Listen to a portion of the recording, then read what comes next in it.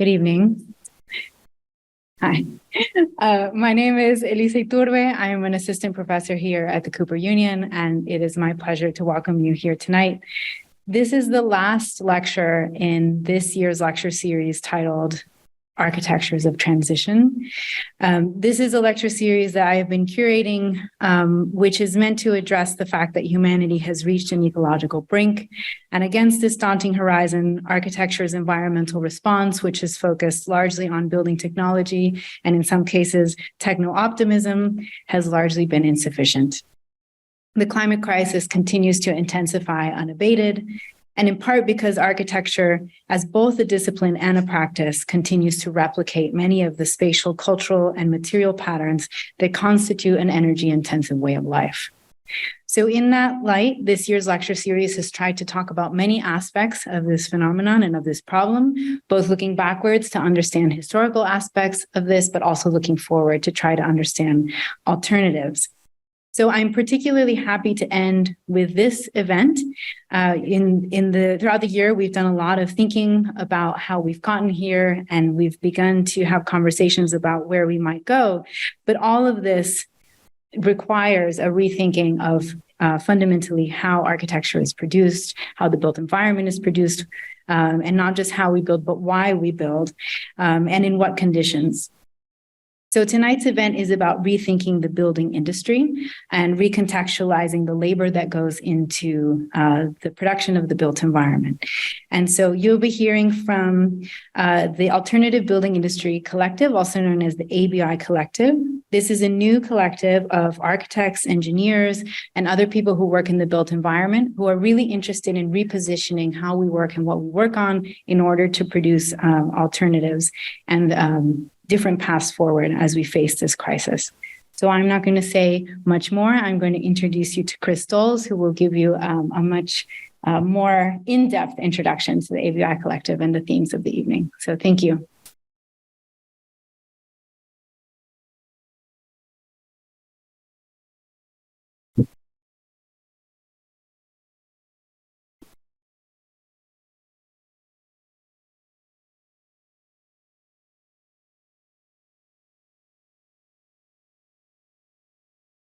Welcome. Good evening.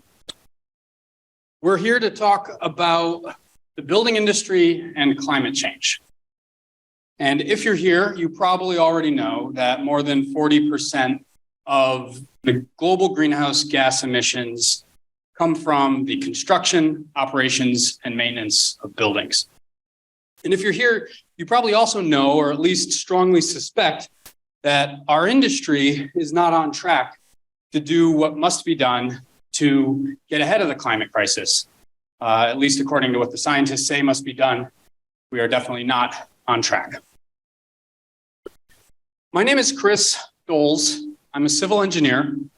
I work for the Army Corps of Engineers, where I also lead the union, Local 98 of the International Federation of Professional and Technical Engineers, IFPTE.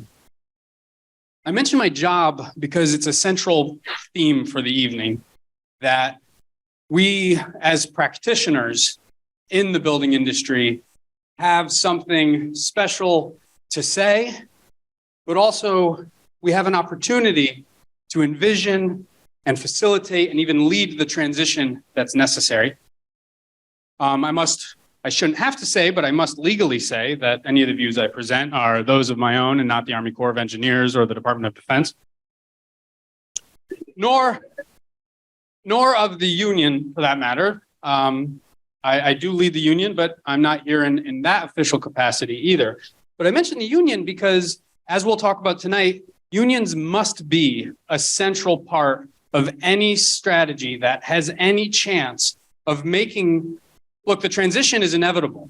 The system will figure out a way, right? There's a limited number there's a limited amount of carbon fuel. They're going to transition. It will only be a just transition if it is led by people who have a direct interest in making sure that it is not just done in the interest of the 1%, but rather for working class people, and unions are a centerpiece of any serious strategy to make that happen.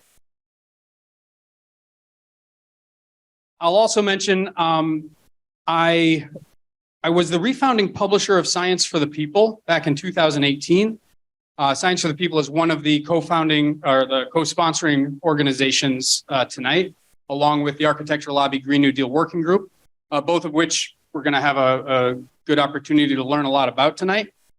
Our other co-sponsors tonight are New York Review of Architecture. Hopefully you saw them on your way in. Hopefully you'll see some more of them on your way out. Between Science for the People and NYRA, you've got plenty of new reading material. Please leave a subscriber of both if you're not already.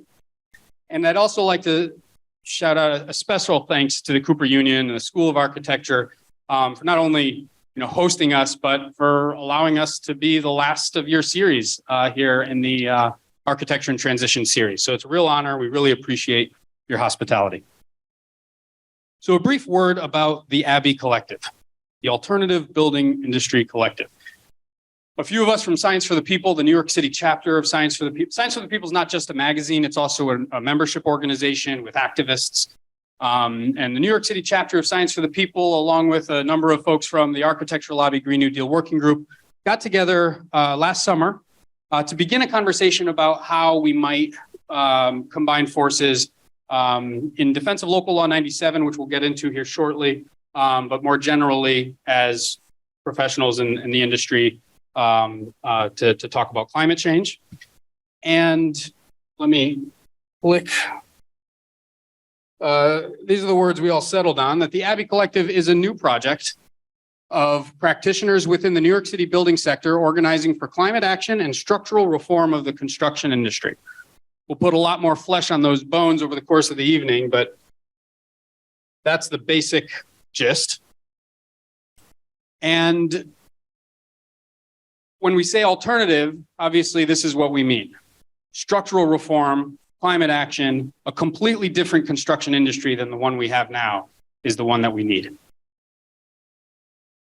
We are engineers, architects, planners, designers, educators, students. We work for government agencies, for private firms, in the academy, in public housing. But we're not here, obviously, representing our employers. We're here, in fact, because in the course of our work, we've identified some real problems, shortcomings, not only within our workplaces.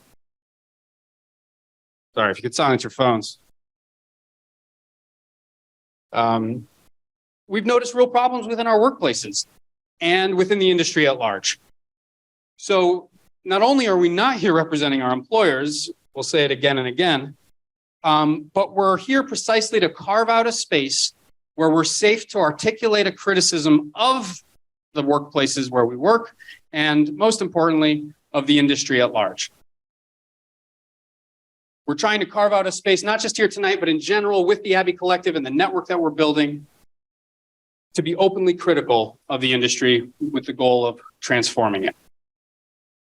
Our first two speakers will outline the background, how the battle over the implementation of local climate legislation is what brought us together in the first place, and also introduce the framework that we've begun to develop for assessing the promise and the limitations of our industry's climate reforms. Zach, Marty?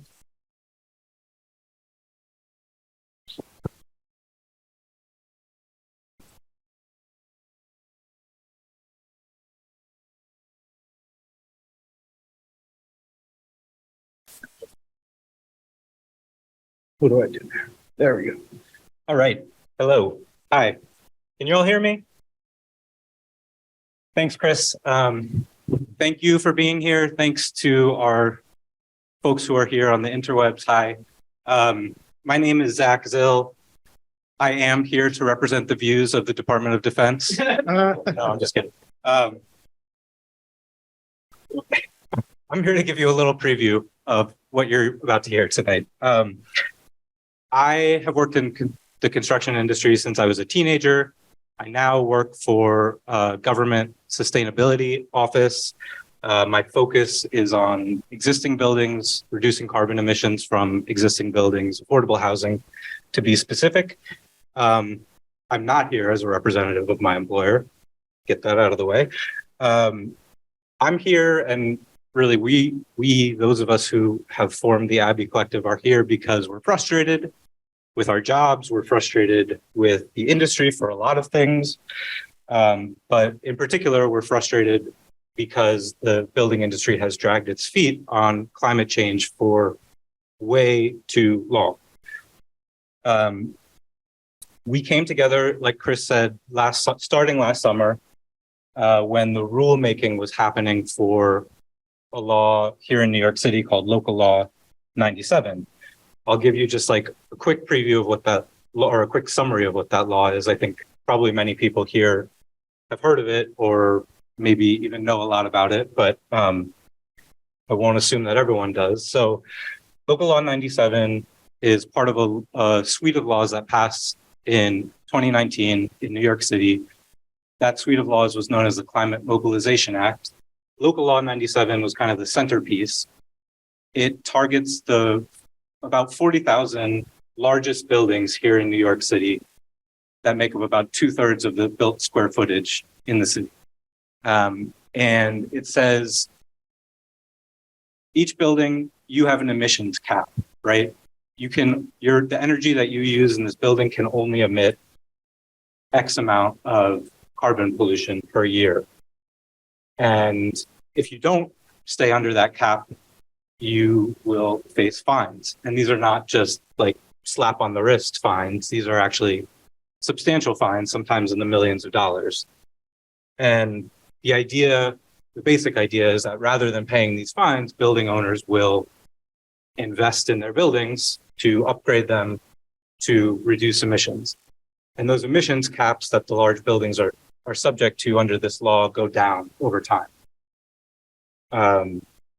So we, in the ABI Collective, before we were the collective, just kind of were individuals working in the industry. And we saw this law and we were like, this is awesome. This is the law. Like, this is a really important way that the building sector can start to decarbonize. And you know, this is like another huge step change in the long history of what is considered a safe, habitable, modern building in our society. And in today's society, in this moment of climate chaos, that means a very specific thing, that buildings should not be responsible for 40% of global greenhouse gas emissions.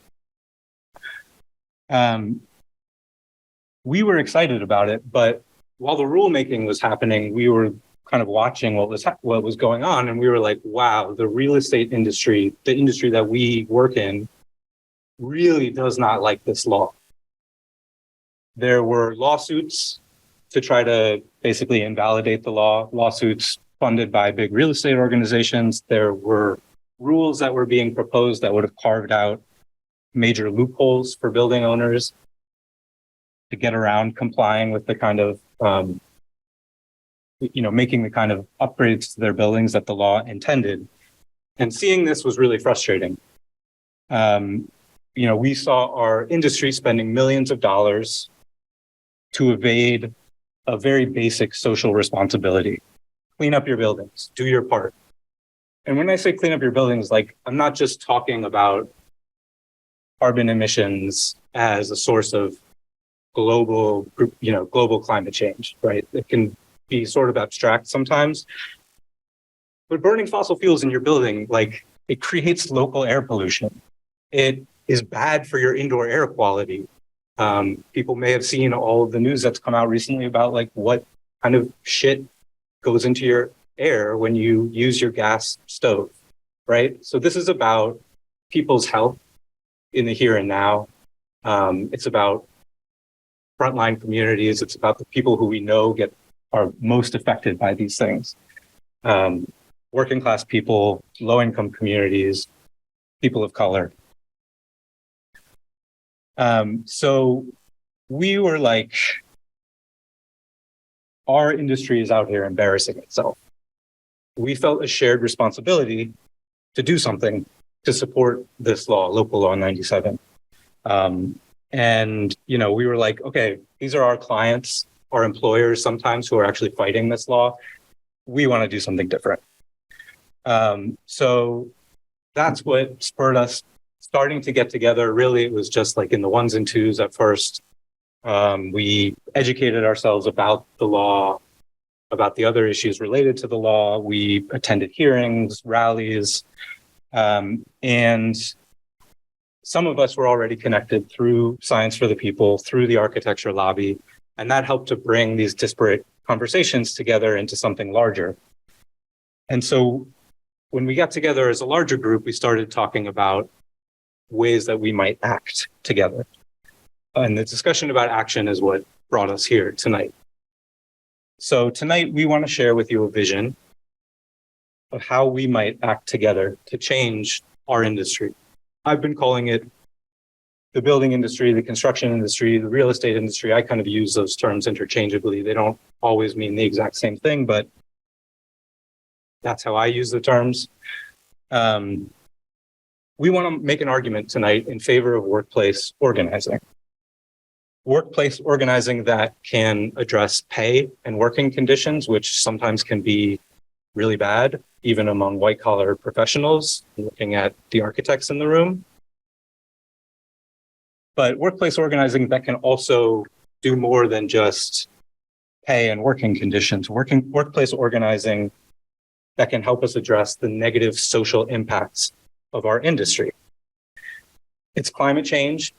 Yes, that's what we're here to talk about tonight, but it's not just climate change, as I think we all know. Like, there's a housing affordability crisis. There's gentrification. Like, we could be here all night talking about the negative impacts of construction.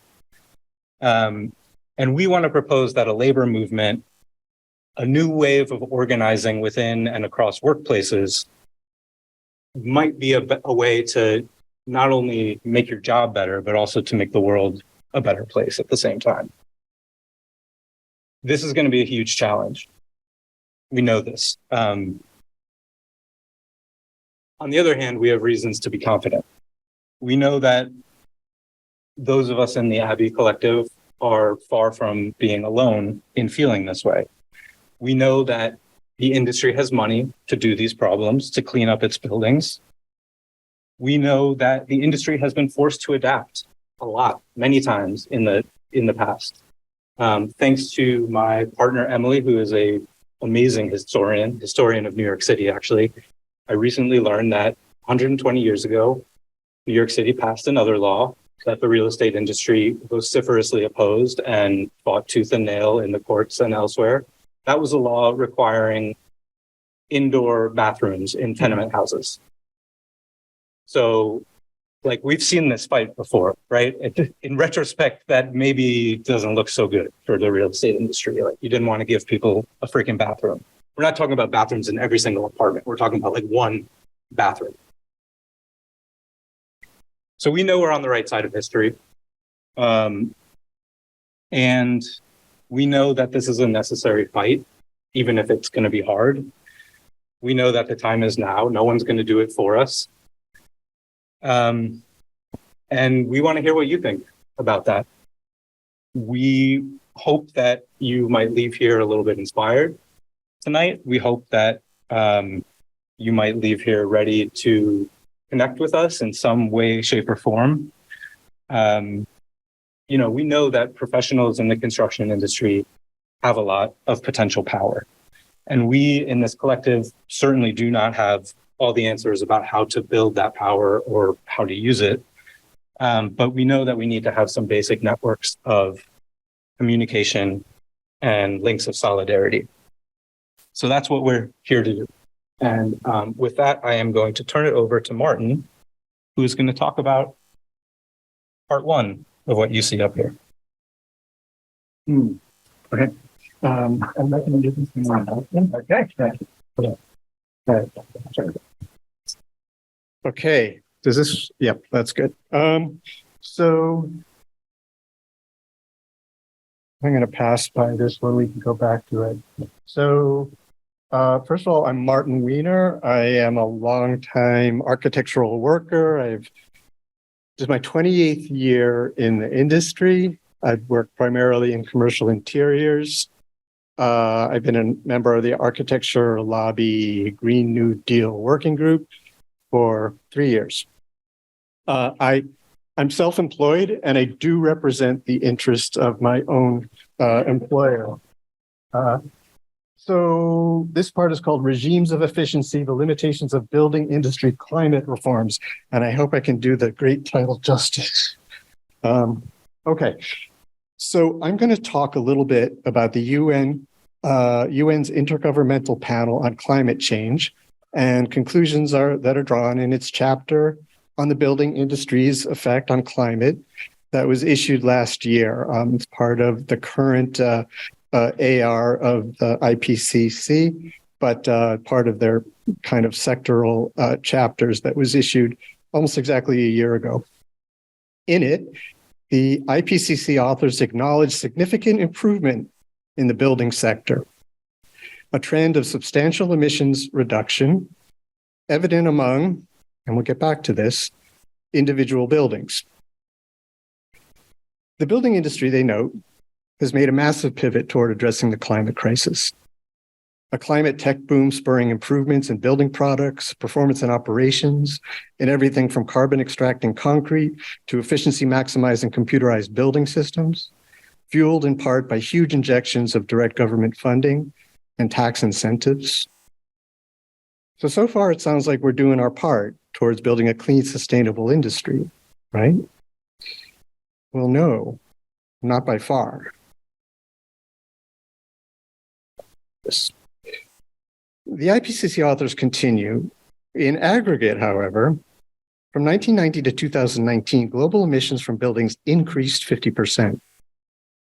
This is more than the overall increase in global energy demand across all sectors, which was 38%. This increase is expected to double again by 2060. What's accounting for it? Well, in large part, it's due to growth and increased population in developing parts of the world, those countries responsible for a minuscule amount of global heating as compared to rich countries, and who must be allowed to develop their economies. However, much of the continued increase is attributable to growth in floor area per capita in rich countries such as the US. More floor area, more bathrooms, more refrigerators, better, more efficient refrigerators, no doubt, but more refrigerators as well as more land, materials, infrastructure, affecting not only emissions as we know, but biodiversity, soil and water degradation, and staggering global and domestic inequality. And we can expect this expansion to increase further as cleaner, cheaper energy may contribute to a rebound effect, encouraging ever greater growth in the size of houses in the United States. So we continue the vast churn of energy and materials, developing in the rich part of the world buildings of questionable necessity. As one commentator put it, we're running up a down escalator which is going faster and faster.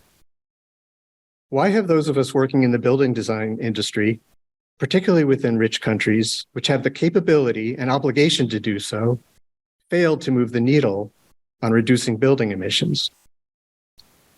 Well, building design professionals have limited power. We are subject to structural constraints and incentives which limit and direct our work. Organized to cater to the demands of capital and the profit imperative, the majority of climate strategies our industry has put forward, while having a modicum of impact, have had the more significant effect of distracting, delaying, and deflecting attention from better solutions. Solutions we know are possible physically, even if they are not at present possible politically. Our work's entanglement within global supply chains ties us to extraction from poor to rich. Our work's entanglement with private land ownership ties us to cycles of strategic over and underdevelopment, unsustainable sprawl alongside indefensible neglect. Our entanglement with an accumulative speculative real estate industry ties us to overbuilding in luxury markets, and reduces our function at times to little more than public relations. Our work's dependence, moreover, on a fossil fuel economy forces us unwillingly, in effect, to be fossil fuel workers. Those of us in practice may have had the experience of seeing sustainability proposals die on boardroom tables. Perhaps you've pitched sustainability measures to clients. It's not for lack of effort. Taking various tacks, you point out financial incentives and credits. You appeal to clients' reason, morality, empathy, and guilt. You or we make a convincing argument and our client is sympathetic. But in the end, the budget doesn't support the better scheme. Dirty building wins out because it's cheaper. The spreadsheet shows no line item for costs displaced onto society or to future generations. We lowered our fee, we offered free service. It's no wonder that we feel disappointed and frustrated. We need to let go of the idea that lowering emissions is a matter of convincing clients to do it, or that somehow we'll be able to demonstrate how sustainability actually improves return on investment at the project level. We need to refuse to accept that trying and failing to convince a client to build sustainably is the best we can do.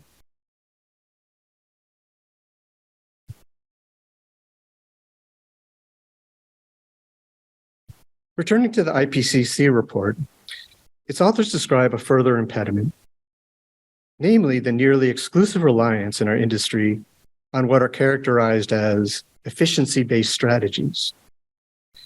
Efficiency strategies focus on maximizing benefits. They are market incentivized and technology-based. They comprise the various mainstream climate reforms our industry has forwarded, including such measures as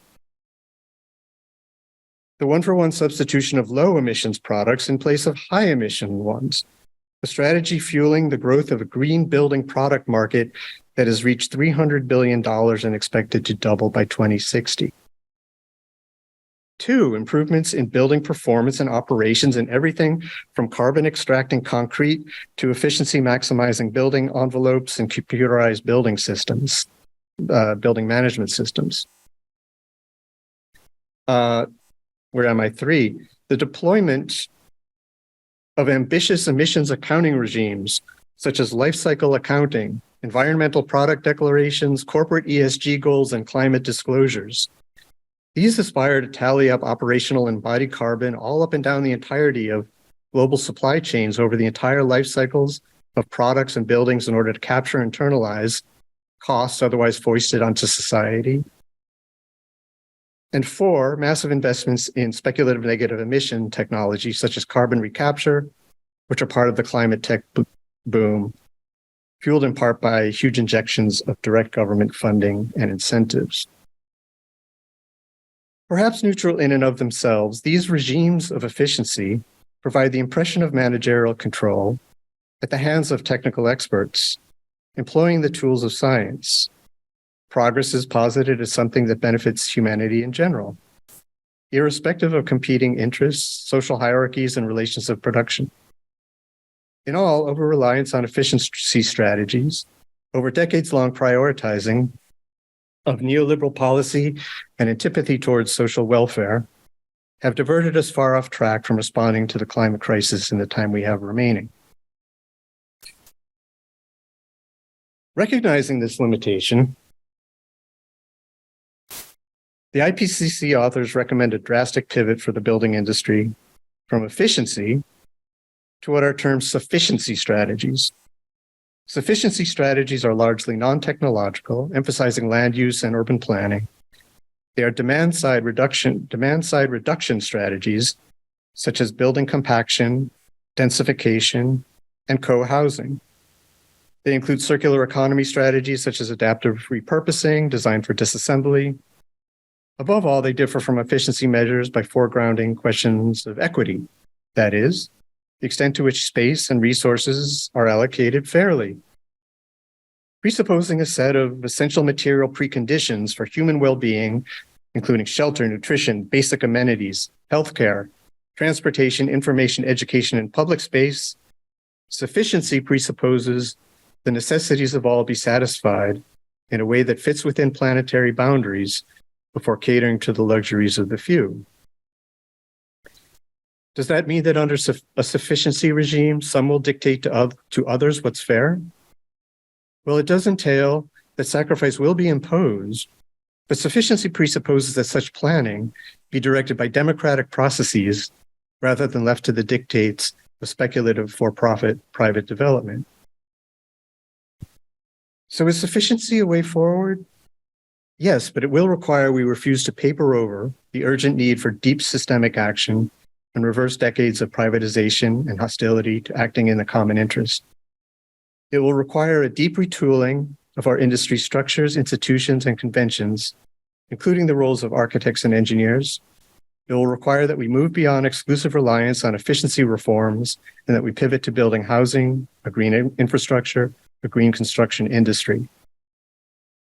But how will we build the political power to win sufficiency reforms? More convening of world leaders, more reports, however alarmed and urgent their conclusions, however rigorous its science, however credentialed and credible its authors? The IPCC doesn't say. The power arrayed against democratic control of industrial production is vast and entrenched. We must remember that whatever reforms industry may volunteer up, that however progressive our bosses and our clients, capital makes no willing concessions without struggle. It did not concede child labor. It did not concede the 8-hour day. It did not concede worker safety or even the weekend. Will it concede now in the face of its own possible obliteration? One last thought then about the word sufficiency. Have we become so acclimated to asking for so little? Does sufficiency buy into a story we are told about scarcity? Scarcity we know to be manufactured and controlled. Who, after all, will be moved to march with signs or write the manifesto for an architecture that cries out, "This is good enough"? Yes, we demand democratic control over the social surplus. Yes, we demand the decommodification of basic goods. Yes, we demand universal services for all. Yes, we demand healthcare, education, transit, housing, and clean energy. But if sufficiency sounds somewhat bloodless, a kind of concession or lowering of expectations, perhaps it need not be. Perhaps we could choose passion. Perhaps we could choose power. Perhaps we could choose solidarity.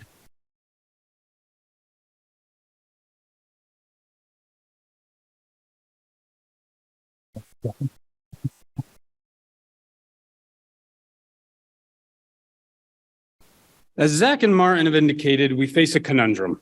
Our economy is geared to produce for profit, which means that social and ecological benefits are secondary at best. We are implored by serious people that whatever reforms we seek, we must be practical. What's the point of fighting for the impossible? Such irresponsibility risks setting the cause back. But who's to say what's practical? If anything, the history of social movements shows us that what is possible is far more a function of what people are willing to fight for than it does with what serious people might think is possible. But let's consider the practical strategy. Most of us, after all, work for very practical people. As goes practical climate reform, solutions on offer are whatever fits within the framework of the existing political and economic establishment. Through incentives and regulation, subsidies or taxes, we might trick the system into sustainability. And the task becomes to pursue any and all projects which will take us forward without spooking the powers that be. We must find the good developers, the good capitalists, the good politicians, the folks who really understand the problem and go as far as they're willing to go with them. And as such, we as technicians should endeavor to be the best technicians and the best designers we can be, sustainability warriors, as some identify. In our careers, we should immerse ourselves in the system as it exists, constantly assessing its limitations, but pursuing the best possible course within it. But at 5 p.m., or for the architects at 8 p.m., or whenever you get off of work, When you're no longer on the boss's clock, there's something else we must do. You're now a civilian, albeit one with intimate knowledge of the battlefield. You've spent your workday inside the system, but now you're on your own time. And thankfully, you live in a democracy, and you're free to speak. Perhaps you can't speak about the proprietary information owned by the company you work for, but the constraints of the system are not proprietary. They are systemic. Off the clock, might we endeavor to expose those constraints, to help the public understand who benefits from those constraints, and in service of a political program to break through those constraints? The next two speakers will share the stories of three organizations: the Federation of Architects, Engineers, Chemists, and Technicians, FACT, Science for the People, and the Architecture Lobby Green New Deal Working Group. The political activities of these organizations provide examples of what we call radical participation in the professional sector.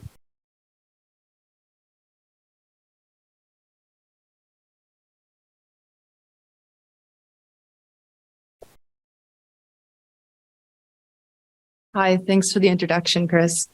My name's Adair. I'm an architectural designer. I work for a private sector architectural firm that does affordable housing design and retrofit in the city. Hey, I'm Mira. I do comms for an institute advancing cellular agriculture and lab-grown meat. I'm also involved in Science for the People and efforts to bring just transition organizing to climate biotech. Yeah, I should also mention I'm a long-term member of the Green New Deal Working Group in the Architecture Lobby, been involved with the policy response and our Just Transition campaign. So if you've been signed up for the ABI Dispatch over the past few weeks, maybe you've attended, signed up for, viewed some of the recent events about climate or social justice led by professionals working in our sector. Maybe you've been to a league lecture by Assemble. Maybe you've heard just transition language in the recent release of the new HPD guidelines, been to an event at Urban Green Council, or attended last night's Sustainable Design Warriors, hosted by AIA New York. Seeing this work by professionals in our sector is important, as they probe possibilities for incorporating climate action and social justice into their work. It becomes very clear how tenuous and limited the possibilities really are. Despite the ethical claims most of our professional identities are based on, safety, well-being, welfare, etc., we're all service workers in industries that are more invested in a profitable one than a just one. But as Chris alluded to, there's a long history of professionals, even architects and engineers, revisiting the sort of social and professional goals their work is based on. So tonight we're going to highlight a kind of foundational group and talk a little bit about the organizations we're involved with.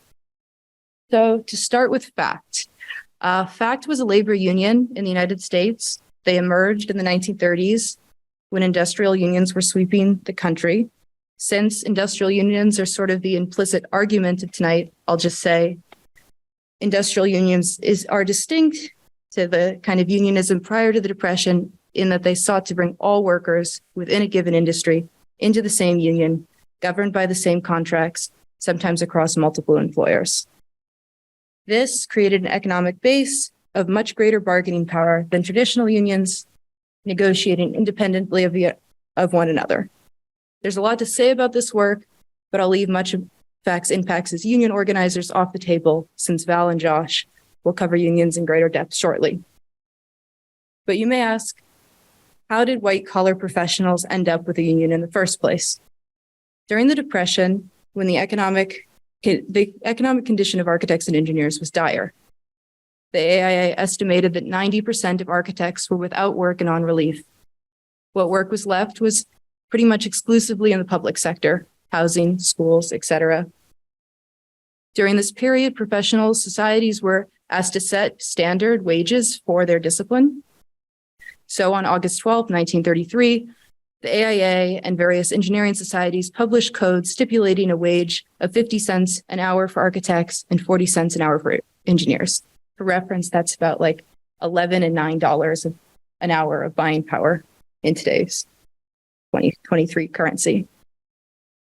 So following this, a small meeting of the United Committee of Architects, Engineers, and Chemists, which was a small group that had been kicked out of the AFL-affiliated draftsman union for excessive radicalism a few months earlier, were overwhelmed by 200 angry draftsmen rushing into the regular meeting. Briefly, that was like 10 people meeting, or before. The next meeting after that brought 500 people. And that night, they gathered and formed the Federation of Architects, Engineers, Chemists, and Technicians. That is fact. They hastily formed an assembly, testified in Washington, and were instrumental in reversing these codes. From the success, locals formed across the country. So this all started in New York, but spread rapidly, with locals appearing in Florida, Chicago, Denver, North Carolina, Tennessee, Seattle, Detroit, New Jersey, and so on. And at its peak, this union had 7,000 members. But what's really notable about FACT is their strategy extended to local community organizing. At the chapter level, FACT architects went beyond trade union concerns and used their professional skills to aid tenant organizations in their legal battles against slumlords. They inspected slum buildings, identified housing law violations, wrote briefs, presented in courts, and appeared as expert witnesses. They also discussed and wrote about housing policy in the FACT Bulletin and organized strikes with tenant unions to stop urban renewal projects backed by Robert Moses. Reckoning with today's public-private welfare state and the kind of paucity of what that provides, privatizing public land to build privately owned housing, et cetera, we're a very, it gives a lot, especially as we think about how our industry reckons with the crisis. The history of FACT just gives a lot. So we're really far from the kind of union density that undergirded all of this, but these things take time. And FACT was able to do what they did in the 40s because of decisions they made in the 30s. With that, I'll send it to Mira to talk a little about science for people. Cool. Thanks, Claire. So I'm going to share a little bit about the background of Science for the People, which is one of the organizers for this event. When it comes to the question of what professionals can do to transform their profession from the inside, I think it offers a useful example to follow. So how it formed, Science for the People is a magazine and membership organization which started in the 70s and relaunched in 2018, growing out of the energy of the Trump era March for Science. And I think we have magazines maybe out in the lobby, or someone here in the back has a bag full of magazines. In its first iteration, its founders came together to form Scientists and Engineers for Social and Political Action, which I'll refer to as SESPA going forward, in the late 1960s.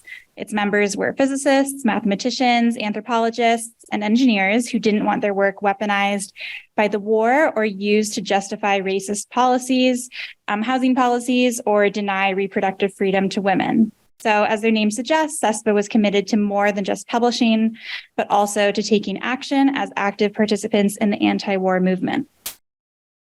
So Science for the People is part of a broader tradition of radical science, and its applications have always been contested. So like all political struggles, the contest over the use and misuse of science has sometimes been out in the open, but more often happening beneath the surface.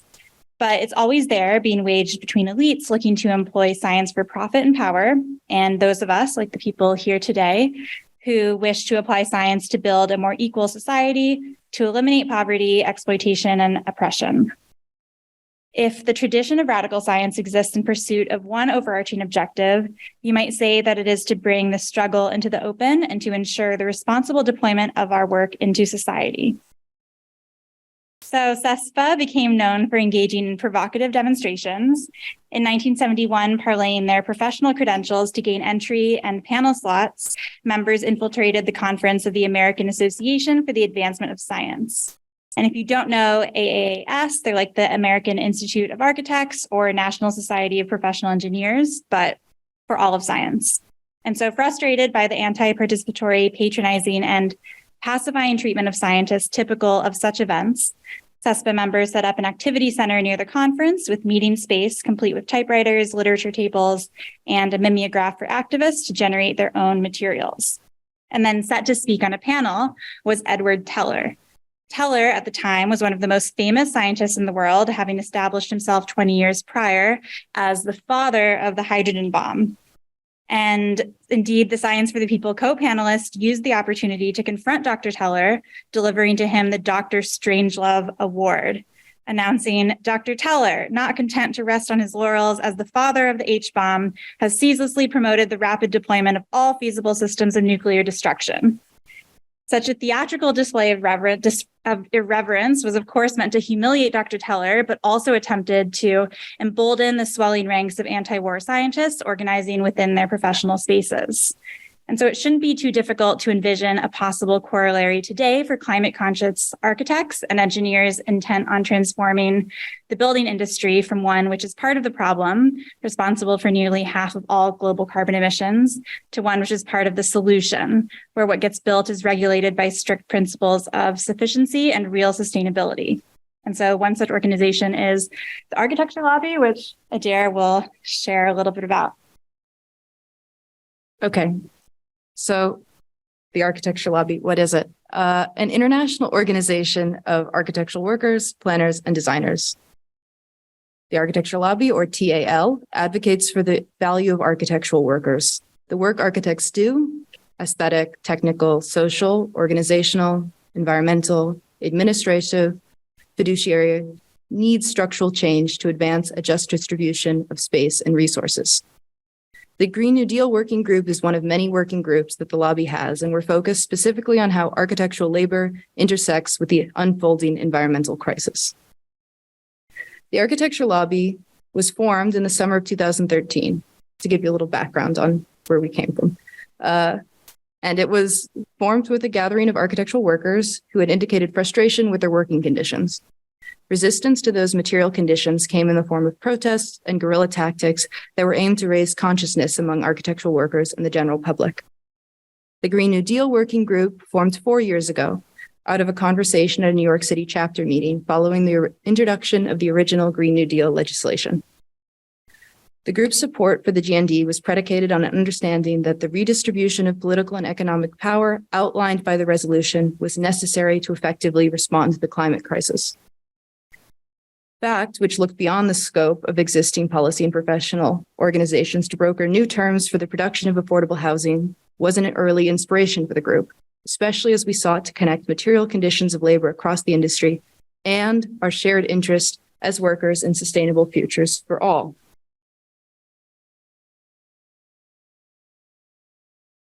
Recently, we have been working on a just transition campaign. Our kind of structure is that we meet once a week where we have discussions, share readings, cooperate on writing projects, and plan events.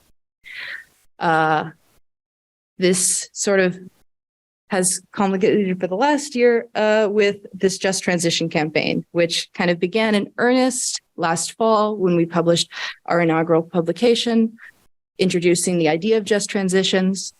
To inform this pamphlet, we held an open working group meeting last summer at the Citigroup space in Chinatown, where we wanted to hear from architects and designers about the conditions of their labor, their concerns about the failure of the profession to adequately address climate breakdown. In this pamphlet, we documented designers' frustrations that without exception, their ostensibly social projects were market-driven. As such, they extracted value from materials and laborers while shifting those costs onto frontline communities and future generations. We paired this with a history of just transition and its emergence from civil rights and labor movements, as communities of color and workers fought for life literally outside the waste of capitalist production. We shared this history and the invitation for an alternative imaginaries at architecture schools this past fall, where we discussed building collective power, policy interventions, and invited audiences to speak about their experiences within the discipline. Tonight, we're also releasing our second pamphlet, which is on unions.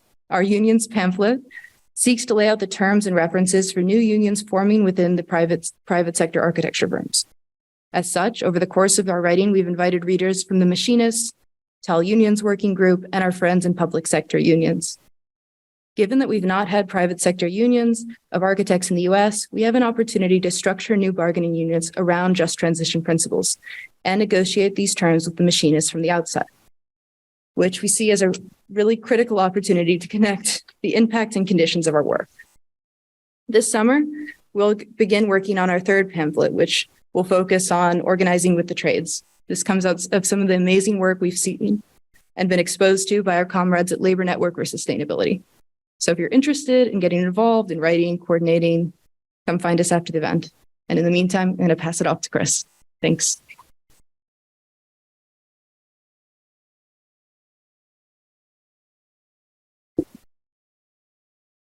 As Adair and Mira have outlined, we see ourselves as part of a tradition. And at certain times, such as the FACT example of the 30s and 40s, this tradition has been part of the labor movement.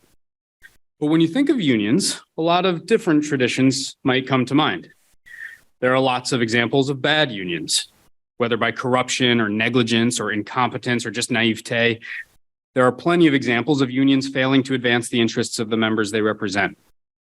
Worse yet, the really bad unions effectively serve as an extension of management, locking in bad conditions and dashing any expectations for improvements. Good unions, at a minimum, will fight for better pay, benefits, or working conditions. But what makes great unions great? What makes them a transformational force within broader society?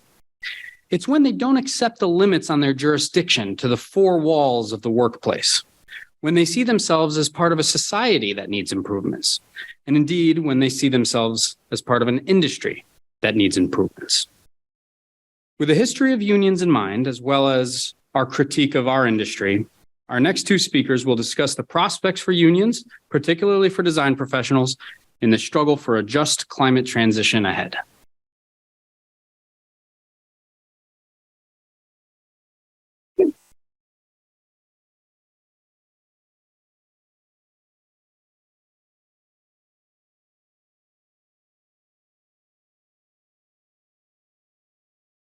Yeah. We have a mic? Yes. Okay. Awesome.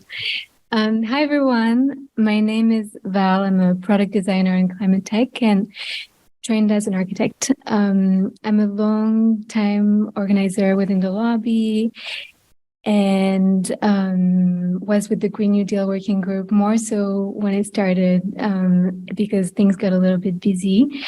Among other things, I'm a co-steward of the What's Your Story campaign with Andrew Daly. And tonight we'll be talking, this last part of the talk, about unionization and architecture as a mode of organizing for climate action together with Josh. Hi, good to see everybody. Hello out there in television land. I'm Josh Barnett. Till I get fired, I'm an architect with the New York City Housing Authority. Working on it really hard. Also a rare animal. I am a union architect. I am DC 37. Yeah. Yes. Along with my friend Rebecca, I'm a local 375 DC 37 AFSCME, president of the chapter at the New York City Housing Authority, member of DSA Labor Branch, and the Green New Deal Working Group.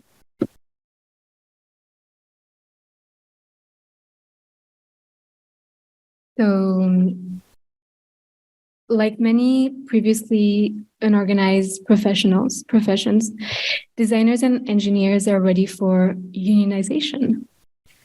A survey conducted earlier this year by the AFL-CIO, Department of Professional Employees, found that architects are not a particularly happy group. More than half are dissatisfied with wages and benefits. 66% cautioned against joining the profession. People of color and women are very significantly underrepresented, with women earning 18% less than men. 90% want to see changes at their firms. 55% fear retaliation for speaking out about issues at their firms. 88% report at least occasional interruptions of their free time. And last but not least, 83% are in favor of unionization. Architects, already traditionally at the low end of the professional pay scale, have seen real wages fall dramatically. Meanwhile, design professionals have contended with ballooning education costs, resulting for many in staggering student debt and rising costs of living. Despite the enhanced productivity generated through BIM and other technologies, design professionals endure notoriously long workdays. Additionally, architects are particularly vulnerable to job precarity due to the growing frequency and intensity of boom and bust business cycles. Much of the pain, as we know, comes from the culture of sacrifice that we're taught is an integral part of the profession. Low pay and long hours are part of the calling. No one goes into this to get rich. We all had to share it overnight. And of course, it takes several attempts to pass the licensing exam. That's how we guarantee quality designers. Cracks in the foundation of that myth are thankfully spreading, particularly among young practitioners. These practitioners are facing downward mobility and see the careers and perks enjoyed by their bosses and their clients achieved on the backs of the workers' labor. All of this has led building design professionals, architects, interior, landscape designers, and engineers to begin pushing back against disintegrating pay and working conditions, joining professional workers in other previously unorganized sectors, such as journalists, graduate students, and programmers.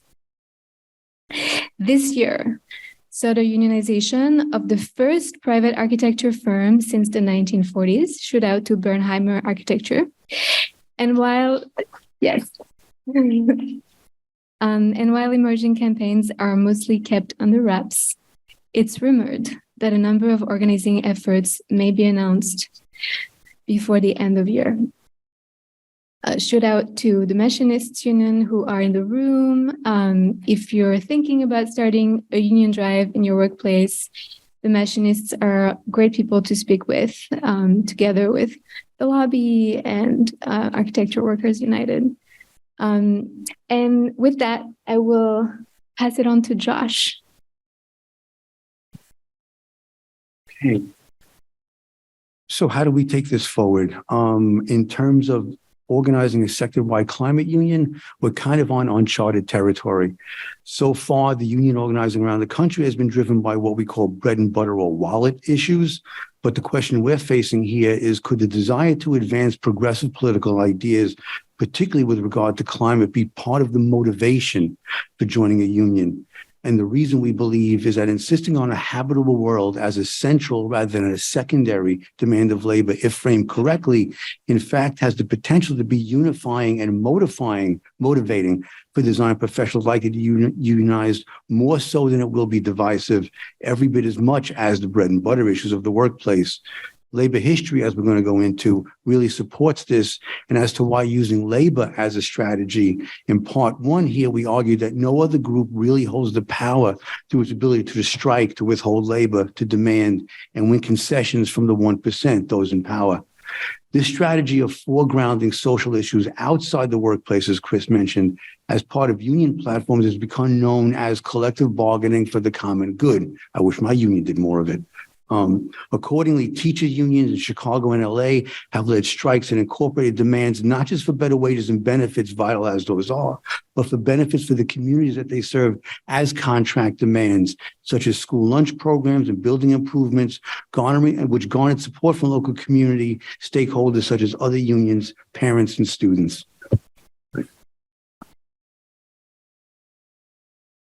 Thanks, Josh.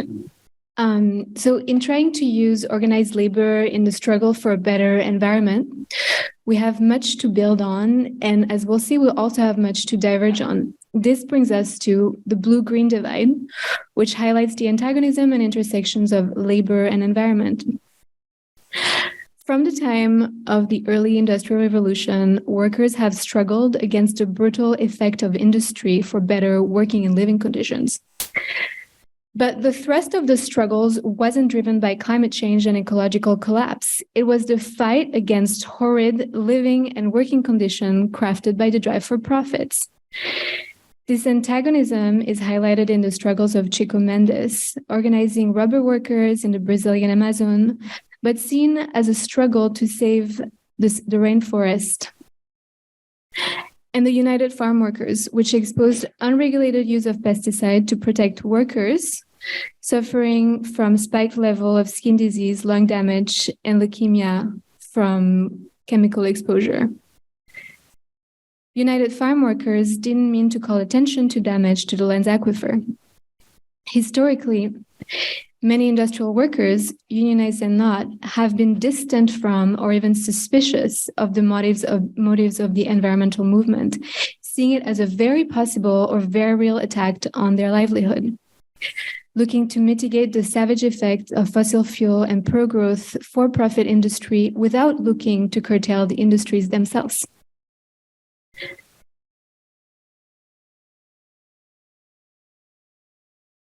Some organizers successfully bridged the blue-green divide. For instance, Walter Reuther from the United Auto Workers in the 1950s and Tony Mazzocchi from the Oil, Chemical, and Atomic Workers International Union in the 70s and 80s. Mazzocchi, in particular, inspired by successful campaigns in poor, minority, and immigrant communities to organize against the unfair offloading of pollutants in their neighborhoods as a civil rights issue, saw in these successes an opportunity to encourage workers to focus on the issue of toxins in the workplace. These early efforts to align anti-pollution campaigns with personal safety for workers culminated years later in the 71 Occupational Safety and Health Act, otherwise known as OSHA. Sociologists, geographers, and public health professionals began to add strength to a growing environmental justice movement, providing specific research and technical expertise to back up specific legal and regulatory reforms, leading in small part to the passage of the Clean Air Act in 1963 and its significant upgrade in 1970. Organized labor has been typically too economically precarious and extremely reluctant, if not outright hostile, to advocate for policies that jeopardize putting food on the table, such as when the AFL-CIO butted head with activists over support for building the Standing Rock pipeline. Disagreements between environmentalists and industrial labor still persists over fracking, mining, and major construction projects, even causing union leaderships to cross class lines. So thanks, Val. That was really vital history. So looking at the unions moving past bread and butter and past the bottom line and collective bargaining for sustainable work, the question we're facing is, so where does that leave us as design workers doing a juggling act, looking to maintain our jobs, collectivize our interests on the job, and use our skills and influence as designers to help save a threatened planet? After a long decline, unionization is finally enjoying a resurgence in the U.S. It is increasingly positively regarded among a substantial majority of the people in the country, but the pro-union sentiment still isn't matched by union membership.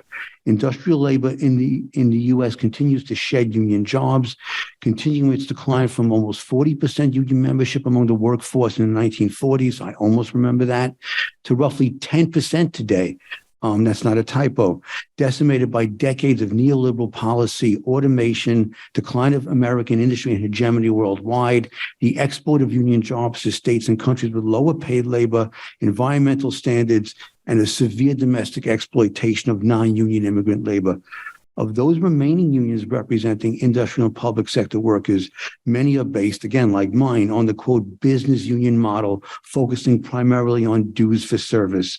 And workers, like the ones on my job, often criticize leaders of these unions for being very disengaged from the membership and from the community, too easily capitulating to management, for being way too closely connected to the Democratic Party, and for too easily sacrificing the very hard-fought gains of the earlier union movement. If a worker-based climate movement is to succeed, it must include the revitalization of a robust labor movement, especially among industry, created from the bottom up by a militant rank-and-file contingent.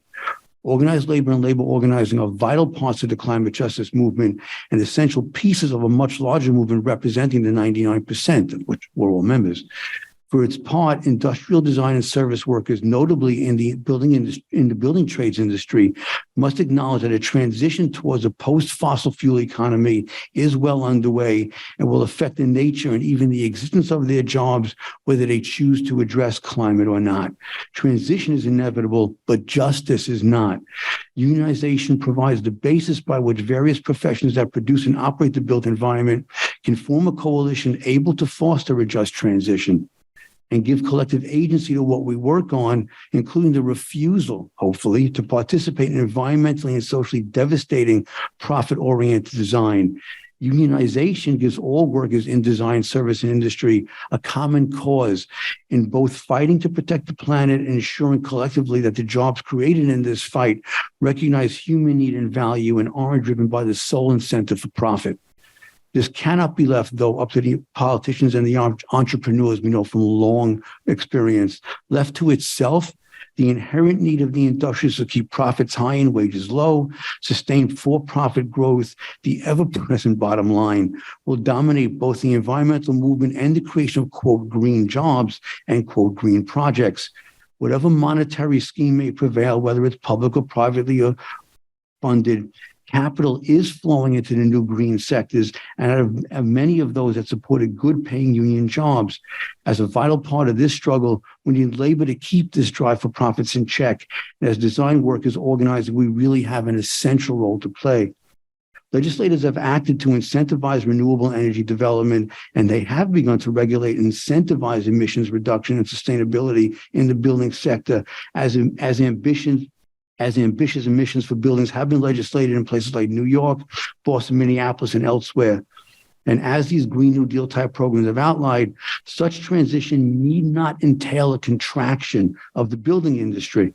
And while such jobs may be non-traditional, there the green economy is expected to generate a really massive demand. It's been estimated that New York City's Local Law 97 alone could create 141,000 new construction jobs retrofitting buildings. Other areas in which a pivot to sustainability and construction will require massive redirecting of resources include, and this is only even a partial list, energy efficiency upgrades and retrofits, adaptation and resiliency retrofits, a strategic retreat as climate intrudes on people's living environments, public housing, really hit that home, public housing, refugee and transitional shelter, post-disaster rebuilding, public transit infrastructure, strategic disassembly and material reuse, and hopefully a really big shift away from environmentally disastrous but profitable materials such as concrete or raw steel and aluminum to sustainable products. The challenge is that renewable energy developments such as solar and wind farms are really privatized. They're geographically dispersed, and at this point, they're unregulated from a labor point of view. The jobs they provide workers are more poorly paying, more precarious, and less unionized in general than current fossil fuel-based utility jobs, and the same is true for most retrofitting work. According to one longtime union carpenter here, all Local Law 97 is going to do is keep non-union workers working at poverty-level sweatshop jobs. In this environment, both the design industry and the building trades must really refuse the pro-expansion fossil fuel infrastructure that risks workers forfeiting concessions won over decades, sometimes centuries of organizing, what Martin talked about, stable, well-paying jobs and a decent standard of living. They must be persuaded to join efforts supporting Green New Deal type legislation, such as Local Law 97, that spurs the need for green jobs. However, they must also be persuaded to organize towards inclusion of robust prevailing wage, project labor agreements, and training provisions. This allows workers to avoid being used as worker pawns in a perpetual game of greenwash, left would greatly reduce provisions as industrial schemes are planned, marketed, and implemented, and has sadly been the case across every recent piece of major climate legislation, such as Local Law 97, the recent Federal Inflation Reduction Act, and New York's Build Public Renewables Act. Such demands will require the emergence of a militant, ground-up, rank-and-file-based movement of building trade workers to seize control from a leadership really unable to chart a course for reclaiming labor power. The conclusion.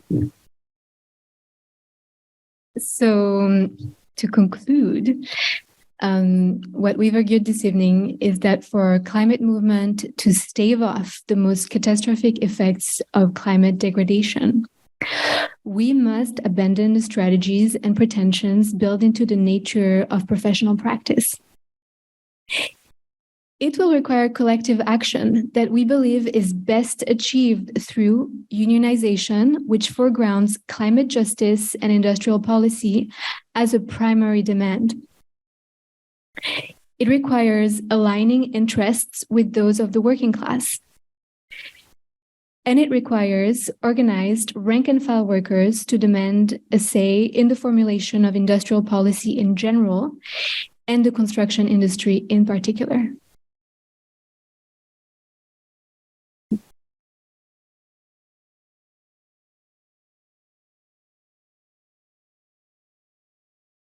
Maybe sit across the front. Presenters don't mind. We got Can you hear me? Yeah. I'll give one to you guys. And Ethan, if you're here, there's the mic there. If you could help get it to people as they need it. Or yeah, that one might work. And I know a lot of you are online. We have a little more than a half hour. We have a hard stop at 9 o'clock. So what we want to do with the time we have remaining is to get to know you all. I think it came across in somebody's remarks, if not mine. This whole project is a bit of an experiment in trying to build a network of climate conscious practitioners in our industry. We've attempted to outline some of the ideas that we've gravitated towards, some of the key ideas that we think must be central to any strategy.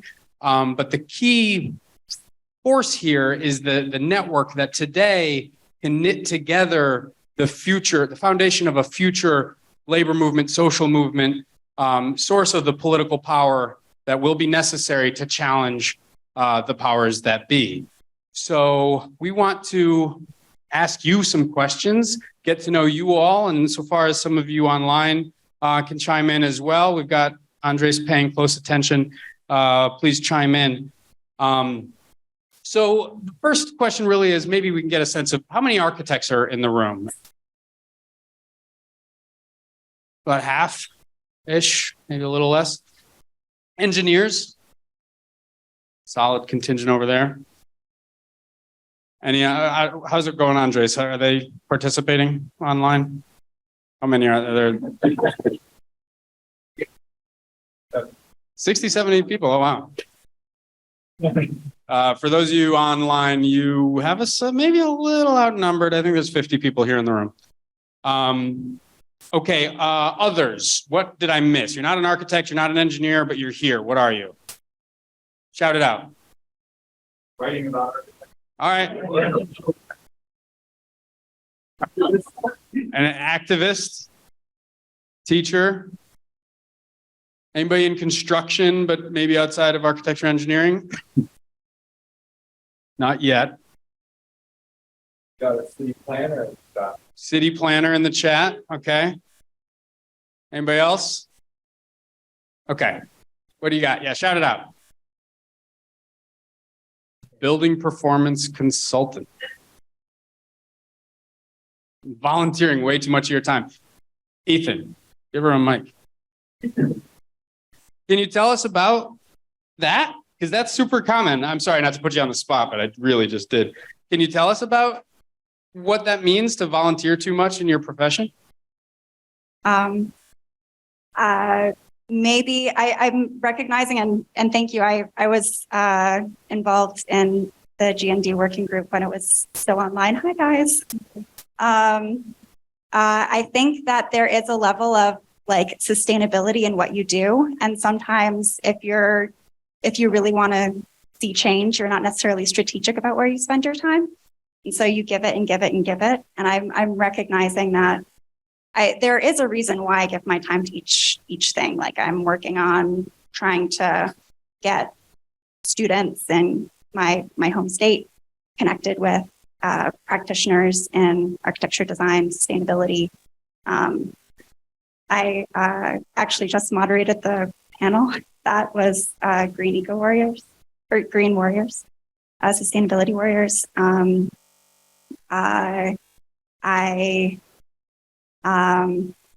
yeah, what does it mean to be too much? I think just trying to pay attention to, even as you're giving your time, noticing when it's in a silo and like when you need to take a second to recognize what it means to grow. And I see a lot of value in this happening right now.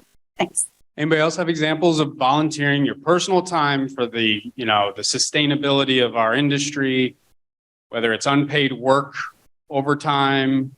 Are there other folks have examples of that? Go ahead.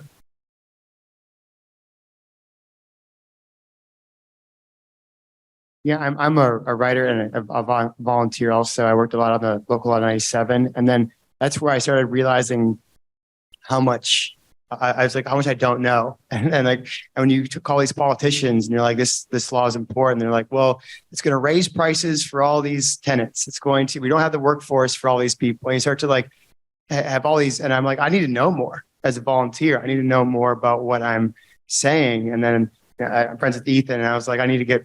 And then to have all these architects and engineers, to have these answers, to have a workforce that HVAC professionals that can do, just or heat pumps. I mean, just like all these like supply chains.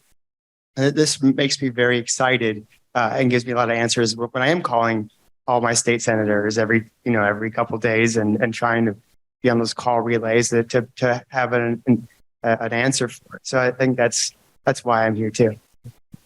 Yeah, and to be clear, right, we're all volunteers. We're not saying there's a problem. That in fact, it's a necessity, right? At 5 p.m. or 8 p.m., like there's some necessity of operating outside of the framework of the profession. But how many of us are basically working unpaid for management to get the project across the line, whether it's that extra idea you had in sustainability that may or may not wind up being well received?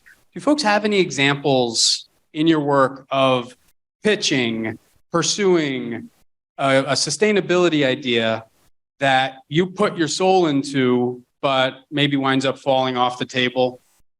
When we get past the design and the customer has to make a final decision. Do folks have experience with that kind of stuff?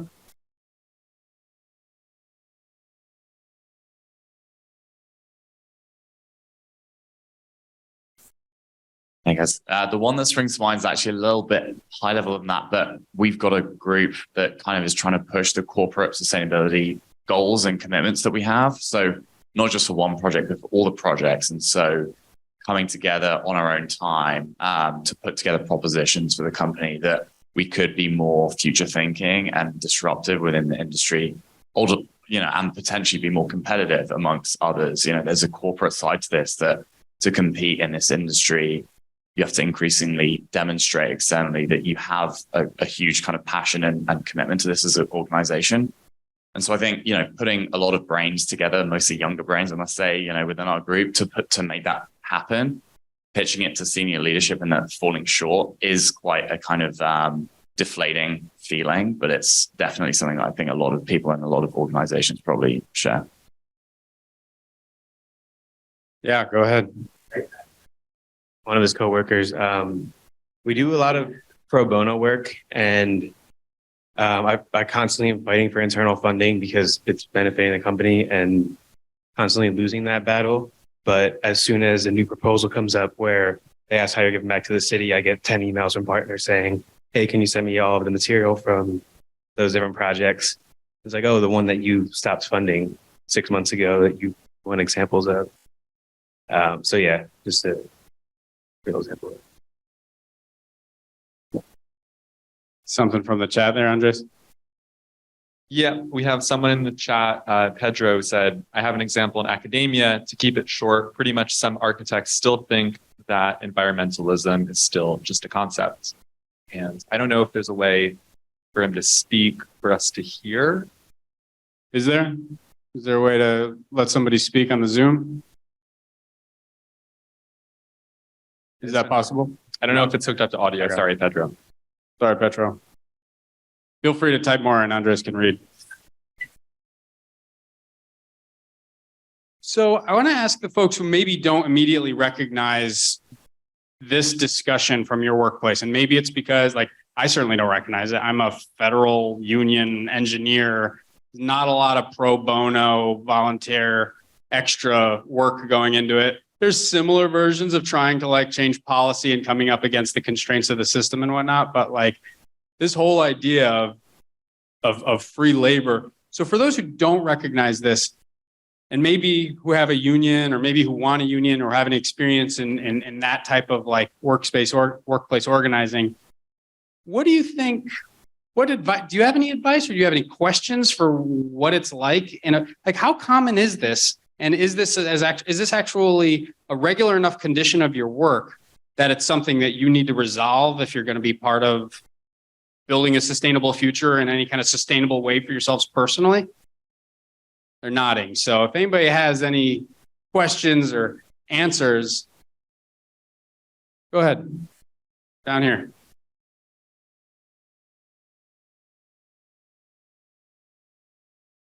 So I work in academia, and I fortunately do have a union. And one of the parts that I'm most grateful for about it is no overtime. So we're limited to 40 hours a week, and you don't get paid for anything extra you do. Sometimes, throw in a couple minutes or hours, like through a week, or if we're trying to get something big out. But so I work in climate policy research, and obviously very important work, and we're all very passionate about it. But between different people, and especially in academia where resources are so limited, getting big projects done sometimes does require that extra work. And you don't want to create an adversarial situation between the different folks working on a report, where if one person goes above and beyond and puts in that extra work, they're going to be obviously favored by management. And then I find a big mitigating effect of having a union is we aren't expected to go above and beyond. And sometimes if you won't, your commitment to the mission is questioned. We're working on climate change. How more important could the work possibly be? But at a very real working conditions level, it's not sustainable to be, banging your head into the wall beyond, 5 p.m. getting all of this extra work done. And it really helps keep equity across all of the support staff. And like I said multiple times, has a mitigating effect on that. There's a term for it. It's the crisis of, work-life balance, but also specifically within a nonprofit or academic space where that extra work really is expected but shouldn't be done. Yeah, I mean, the central axis of the history of unions and the class struggle is whose time, how much of your time is the boss's and how much of the time of your time is yours. Go ahead. Yeah. Hey, my name is Ben. I'm a member organizer with the News Guild CWA. So it's a union. We deal with journalists, we deal with book publishers, deal with nonprofits. And this is the question right next to remote work that is at the top of all the priorities of every shop that, I'm just a rank and file worker, but that we organize with. We do a lot of kind of volunteer work, helping other shops begin to get organized and bargain their contract in our union. What's that? Oh, that's rad. Well, great to see you here. But so you'll know then, one of the things that we talk about, I've been working a lot on publishing contracts recently, especially helping out Oxford University Press and Duke University Press start to bargain their first contracts. And they're trying to address these issues front and center about issues of workload, issues of what's expected for you to get a promotion. And they tend to address it two ways. First, really clear stipulations about overtime, what work qualifies for overtime, what kind of expectations you have for work beyond the traditional workday. How's that compensated, either in terms of time in lieu or in terms of additional pay? And then maybe one of the stronger ways that people are addressing it is clear expectations of how you actually get promoted in the company. Because I think most of the time we often work really long hours, much longer than we should, because we think it's the only way to prove that we're a worthwhile kind of employee. Right, that we might actually be able to earn by some degree of merit, some sort of promotion or even ability to stay. And so we've been really trying to have very clear criteria for how do you actually get a promotion, who gets to evaluate you in your work, and that kind of trying to carve some of that away from management and have clear standards on paper means that people have maybe less expectation to go above and beyond the 40 plus hours we're often already giving to our employer. I think there's probably something to be done in the architecture side on that too, if you're not already. Thanks, Ben. I see a hand here, and then we'll go to you.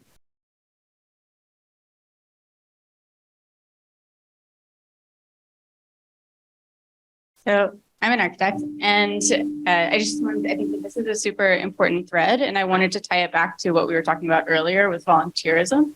So I think that there are a lot of things that we can win directly through bargaining that are super important, but I also pretty firmly believe that like working in our offices on individual projects, that our capacity for change at the scale that we need is very limited. And so the work that we're doing, organizing outside of our offices, between organizations is really important.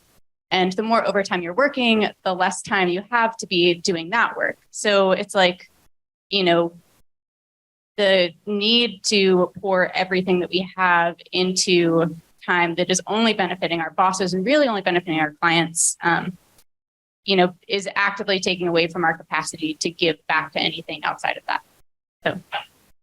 So important. Yeah, over there.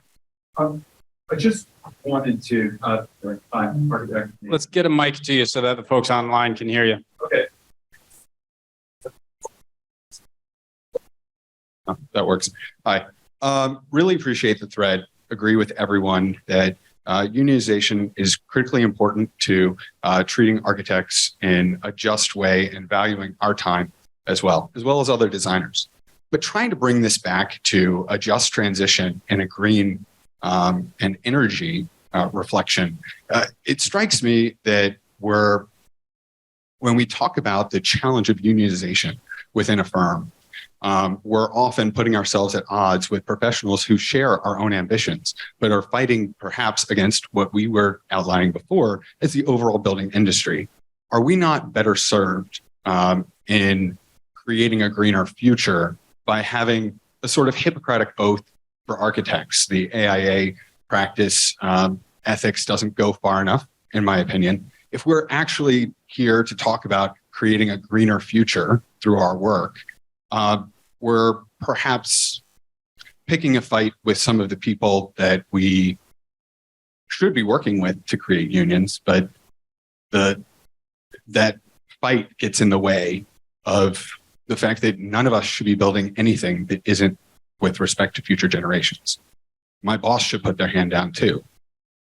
Great question. And I appreciate you weaving your question. We're obviously doing what I called ahead of time a Q&A in reverse, where we're asking you guys questions, but appreciate you weaving your own questions for each other, for the panelists. Looks like Martin wants to chime in. So feel free to raise your hand. We still got another 19 minutes. So we'll have this conversation, and there's few enough of us that I think it's okay to say that if you want to keep this going, we're going to move the party down to the lobby bar of the Bowery Hotel 5 blocks south. So if you want to extend your night, it's a big part of what we do in the Abbey Collective is we hang out, socialize, and have drinks together too. So join us if you want to go join us. That's an 18 minutes once we have to close up here. Martin wants to chime in on this question, and anybody else who wants to.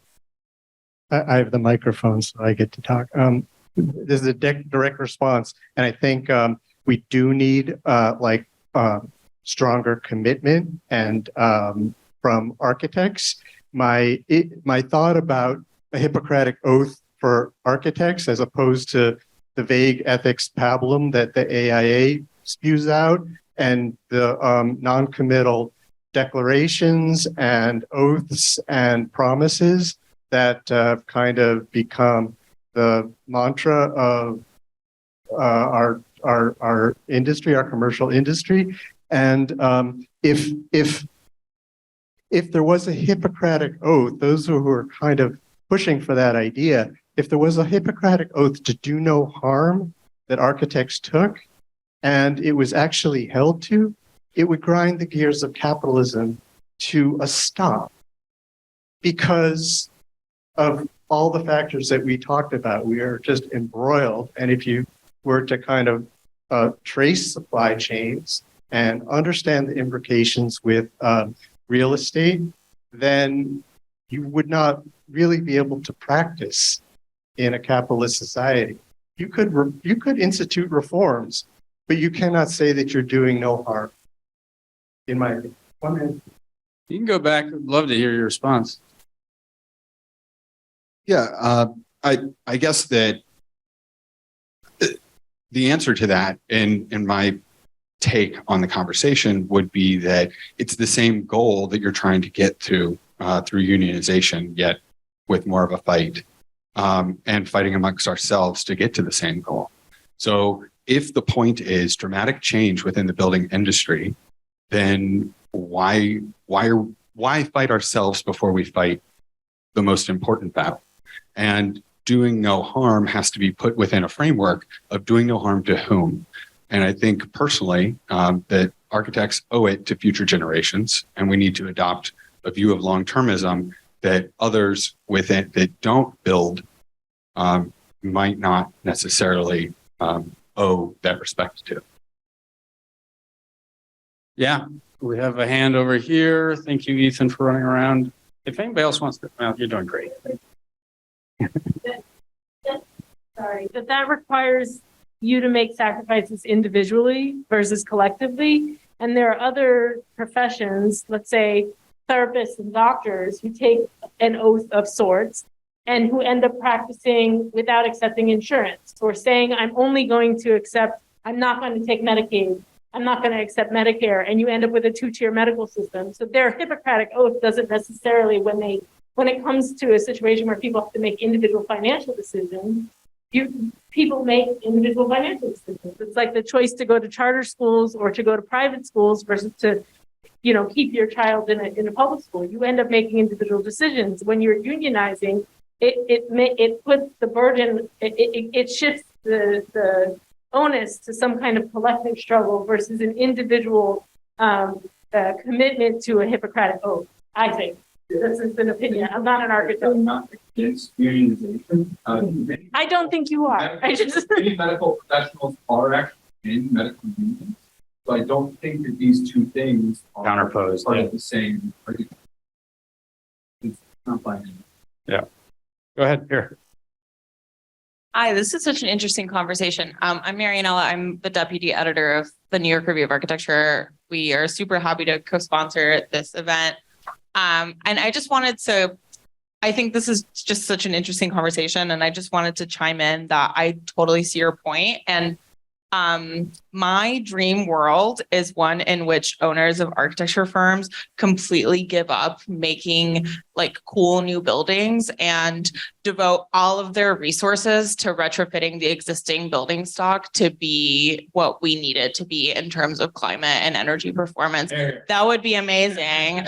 And I think in order to get the leaders of architecture firms to make such a radical decision, we do need to kind of force their hand a little bit. I don't think it's just going to happen overnight. Like, I don't see BRK Ingalls just being like, okay, yeah, I'm totally going to just like devote my life to that from now on. So we're kind of going to need to force their hand. And one super amazing tool that we have to do that is labor power. So I just want to say that.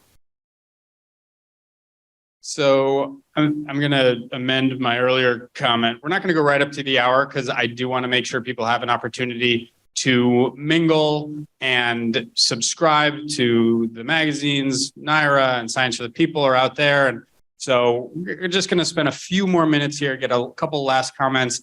We got something online. Yeah, go ahead. Yeah, I'm going to bring in a comment from the chat, which I think actually adds on to this conversation quite nicely. It's from Daniel, and the comment is that in one of my previous private sector jobs, there were social committees that were environmentally focused, but their focus on efficiency strategies, their tendency to focus on negative impacts on most proposed climate change solutions, and their refusal for compensating us on working in this committee made these committees a waste of time. It makes sense that the company was not interested in climate change solutions, and looking back, it seems like it was a weak attempt at looking like the company was interested in social change. So with this in mind, relying on organizations that may be highly influenced by managements of private sector companies may be a lost cause. Also, hoping to work with these managers is a lost cause for the same reason, since they are interested only in looking like they're making a change without having to actually do it. And I think that also really, I mean, just to add my own sort of reflection as well, I think that what's at issue here is not just the workers or the management of an architectural firm, but the incentives that are baked into our building sector and built into our economy. It does not stop at the leadership level of the firm because it also is so influenced by real estate and by property owners in the city. See Zach here and, okay, yeah. Either one, whoever gets the mic first. Get in there, Ethan, you decide. Hello, I'm a teacher. I'm not really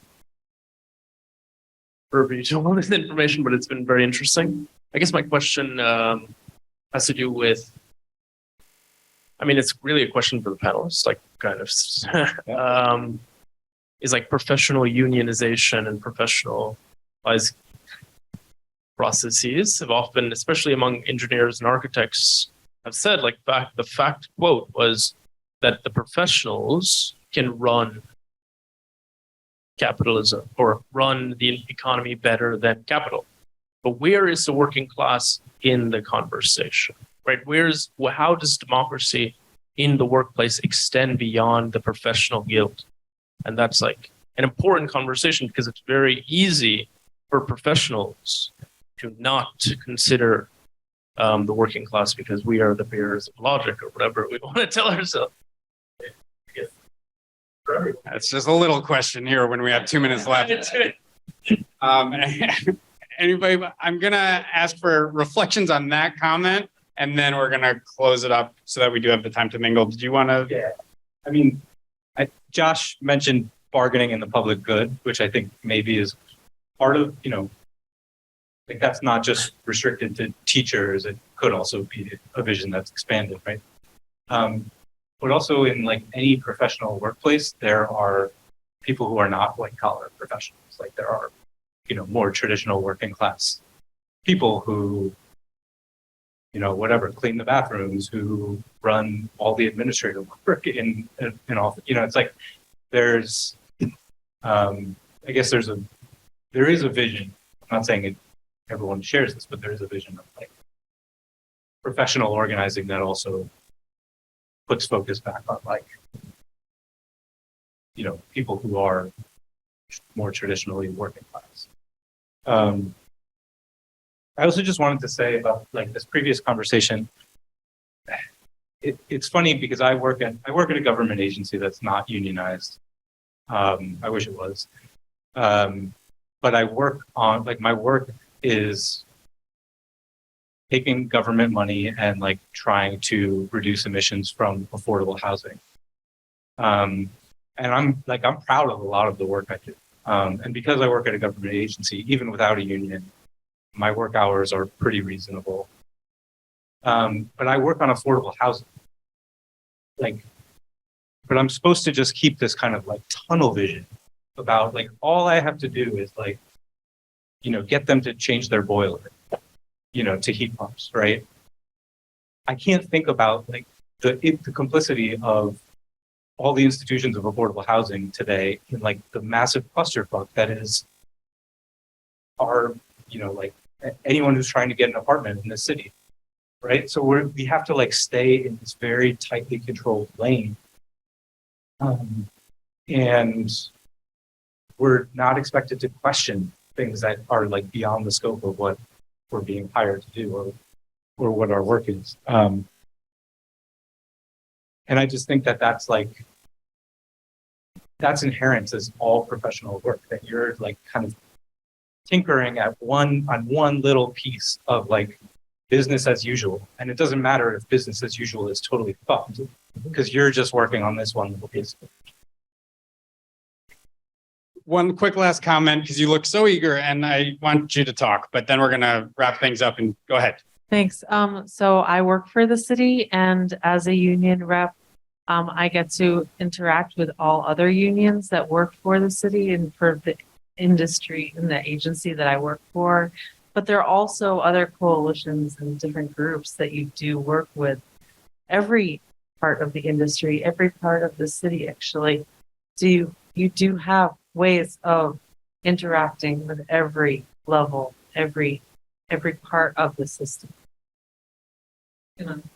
As a union member, you do have that extra connection. Totally.